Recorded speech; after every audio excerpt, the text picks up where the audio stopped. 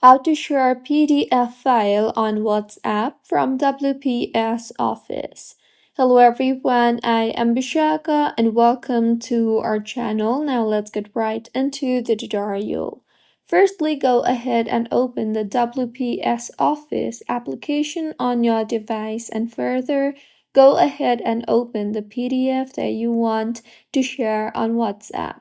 Once opened, you will see the share option on the bottom of your screen. Tap on that, and now in the pop-up that appears, tap on the WhatsApp option you see there, and further go ahead and select the individual whom you want to share the PDF with, and then tap on the send button. And with this, as you can see, the PDF has been shared successfully on WhatsApp. So this is how you can share PDF on WhatsApp from WPS Office. If you find this tutorial helpful, please like the video and do comment if you have any queries. Also, do subscribe to our channel for more helpful tutorials like this. See you on the next one.